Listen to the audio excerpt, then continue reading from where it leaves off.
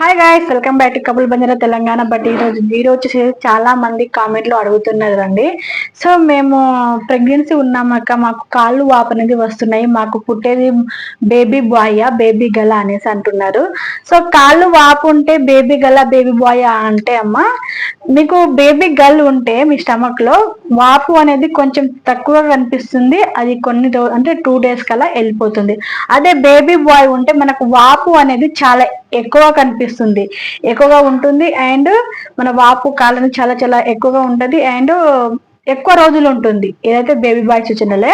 So కాళ్ళ వాపు అనేది ఇద్దరికి వస్తుంది. బట్ దాంట్లో డిఫరెన్స్ ఏమిటంటే బేబీ గర్ల్ ఉంటే కొంచెం తక్కువగా కనిపిస్తుంది వాపు అనేది, బేబీ బాయ్ ఉంటే ఎక్కువగా కనిపిస్తుంది. ఇదే అండి వాళ్ళిద్దరి మధ్యలో తేడా. సో ఇద్దరికైతే వాపులు అయితే వస్తాయి. అంటే అందరికీ వస్తాయని చెప్పలేను, కొందరికి రావచ్చు, కొందరికి రాకపోవచ్చు. నాకైతే బేబీ గర్ల్ ఉన్నప్పుడు వచ్చింది, బేబీ బాయ్ ఉన్నప్పుడు వచ్చింది. పాప ఉన్నప్పుడు ఏమిటంటే కొంచెం లైట్ గా వచ్చింది 8th month లో. అదే బాబు ఉన్నప్పుడు అయితే 7th month నుంచే స్టార్ట్ అయిపోయినాయి. 7th month నుంచి స్టార్ట్ అయిపోయి కొంచెం వాపు అనేది చాలా ఎక్కువగా కనిపించింది. పాప అప్పుడు 8th month లో కనిపించి ఇలా నార్మల్ గా వెళ్ళిపోయింది. సో ఇదండి, వాపు అనేది ఇద్దరికి ఉంటది, ఇద్దరు ఉన్నప్పుడు ఉంటది. ఓకేనా?